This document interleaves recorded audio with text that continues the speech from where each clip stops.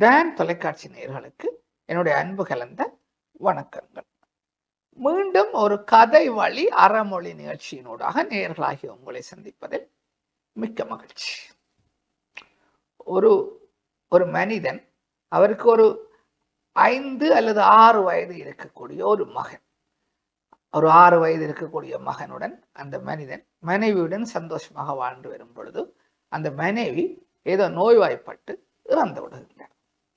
அதன் பின்னர் 1-2 வருடங்கள் அவர் மிக அன்பாக தன்னுடைய மகனை வளர்த்து கொண்டு தன்னுடைய பணிகளை செய்து கொண்டு வாழ்ந்து வருகின்றார். மிக வயது குறைவானவர், ஒரு 34-35 வயதுடையவர் தன்னுடைய மகனுடன் வாழ்ந்து வருகின்றார். ஓரிரு வருடங்கள் சென்றிருக்கும், அவருடைய மனைவி இறந்து ஓரிரு வருடங்கள் சென்றிருக்கும். இப்பொழுது அவரது நண்பர்கள், ஒரு சில உறவினர்கள் அவருக்கு சில அறிவுரைகளை சொல்கிறார்கள். உனக்கோ இப்பொழுது ஒரு 35 வயது தான் இருக்கும், 6-7 வயதிலே ஒரு மகன் இருக்கின்றார். நீ உன்னுடைய மிகுதி காலம் முழுவதையும் தனியாக எவ்வாறு உன்னுடைய மகனுடன் கழித்து விட முடியும்? நீ ஏன் ஒரு திருமணம் செய்யக்கூடாது என்று சொல்லி அவர்கள் ஆலோசனை சொல்கிறார்கள். இவரோ ஆரம்பத்திலே அதனை ஏற்றுக்கொள்ளவும் இல்லை. ஆனால் இந்த ஆலோசனையை அவர்கள் நிறுத்துவதாக இல்லை. மீண்டும் மீண்டும் நீ ஒரு திருமணம் செய், நீ ஒரு திருமணம் செய், அதன் பின்னர் உன்னுடைய வாழ்க்கை சிறப்பாக அமையும் என்று சொல்லி பலரும் ஆலோசனை சொல்ல இவரும் மீண்டும் ஒரு திருமணம் செய்வதான முடிவுக்கு வருகின்றார். முடிவுக்கு வந்ததும் இவருக்கு ஒரு பெண்ணை பார்த்து திருமணம் செய்து கொடுக்கிறார்கள். இளம் பெண் தான், இவரை மணந்து கொள்கின்றாள். இவர்கள் எந்தவித பொய்யும் சொல்லவில்லை. இவர் ஏற்கனவே திருமணமானவர், மனைவி நோய்வாய்ப்பட்டு இறந்து விட்டார், இவருக்கு 6 வயதில் ஒரு மகன் இருக்கிறார் என்கின்ற எல்லா விடயங்களையும் சொல்லித்தான் அந்த பெண்ணும் இவரை ஏற்றுக்கொண்டு திருமணம் நடைபெறுகின்றது. திருமணம் நடந்து ஒரு 6 மாதங்கள் வரை அந்த பெண் மிக கவனமாகத்தான் அந்த சிறுவனை பார்க்கின்றாள். இவரின் மகனை தன்னுடைய மகன் போலவே பார்க்கின்றாள். இப்பொழுது நாளாக தன்னுடைய கணவன், இது தன்னுடைய குடும்பம் என்கின்ற எண்ணம் இவளுக்கு பலப்பட்டு வந்து கொண்டிருக்கிறது. பலப்பட்டு வந்து கொண்டிருக்கும் பொழுது இந்த சிறுவனை உதாசீனம் செய்ய தொடங்குகின்றார். பொதுவாக மனித வாழ்க்கையிலே நடைபெறுகின்ற ஒரு விடயம்தான் இது. இப்பொழுது அவள் ஒப்பிட்டு பார்க்கிறாள், இந்த சிறுவனுக்கும் எனக்கும் என்ன சம்பந்தம்? இவர் என்னுடைய கணவர், நானும் அவரும் சந்தோஷமாக வாழ்ந்து கொண்டிருக்கின்றோம், எங்களுக்கு இடைஞ்சலாக இந்த சிறுவன் இருக்கிறானே என்கின்ற ஒப்பிடுதலை இவன் செய்ய தொடங்குகின்றான். அந்த சிறுவனை கவனிப்பதை கொஞ்சம் கொஞ்சமாக குறைத்துக் கொள்கின்றான்.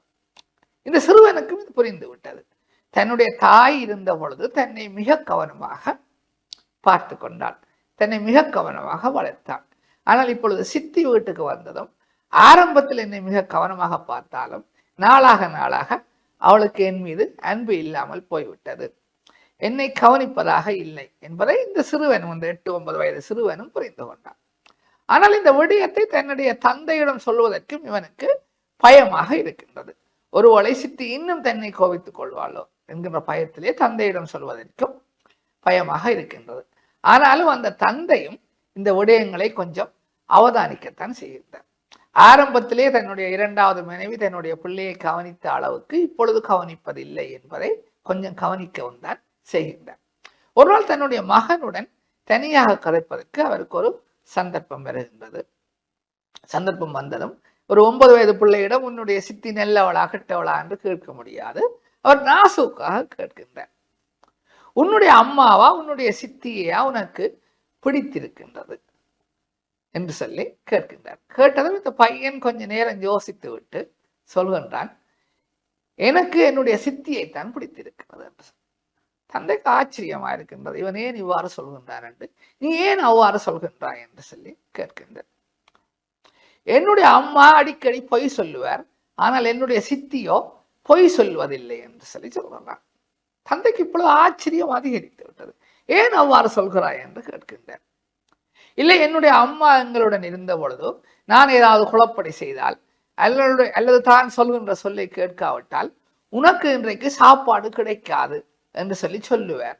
சொல்லியோ பின்னர் கொஞ்ச நேரம் கழித்ததும் என்னை கூப்பிட்டு தன்னுடைய மடியிலே என்னை அமர்த்தி சாப்பாட்டை தீர்த்தி விடுவார். தீர்த்திய பின்னர் தான் என்னை படுக்கைக்கு செல்வதற்கோ அல்லது நித்திரை கொள்வதற்கோ அனுமதிப்பார். ஆனால் என்னுடைய சித்தியோ பொய் சொல்வதில்லை. நான் ஏதாவது குழப்படி செய்தால், ஏதாவது தவறு செய்தால் உனக்கு இன்று சாப்பாடு கிடைக்காது என்று சொல்லி என்னை வெறுட்டுவார். வெறுட்டுவது மாத்திரம் இல்லாமல் அவர் சொன்ன விடயத்தை காப்பாற்றியும் ஆகுவார். நான் 3 நாட்களாக சாப்பாடு சாப்பிடவில்லை. ஆகவே என்னுடைய அம்மாவை பார்க்கிலும் சித்திதானே உண்மை பேசுகிறார் என்று இந்த மகன், இந்த 8 வயது சிறுவன் தந்தையிடம் நாசூக்காக சொல்கின்றான்.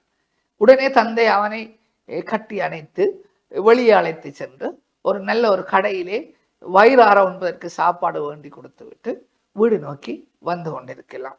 தன்னுடைய மகனை சந்தோஷமாக வளர்க்க வேண்டும். அதே நேரம் தன்னை நம்பி திருமணம் முடித்து வந்தவளை சந்தோஷமாக பார்க்க வேண்டும். இதற்கு என்ன வழி என்று சிந்தித்துக் கொண்டே அவர் வீடு நோக்கி வந்து கொண்டிருக்கிறார். நேயர்களே, இந்த கதையும் கதை அந்த பாடமும் உங்களுக்கு பிடித்திருக்கும், புரிந்திருக்கும் என்று நம்புகின்றேன். மீண்டும் ஒரு கதை வழி அறமொழி நிகழ்ச்சியினூடாக நேயர்களாகி உங்களை சந்திக்கும் வரை உங்களிடமிருந்து விடைபெற்றுக் கொள்கின்றேன். நன்றி, வணக்கம்.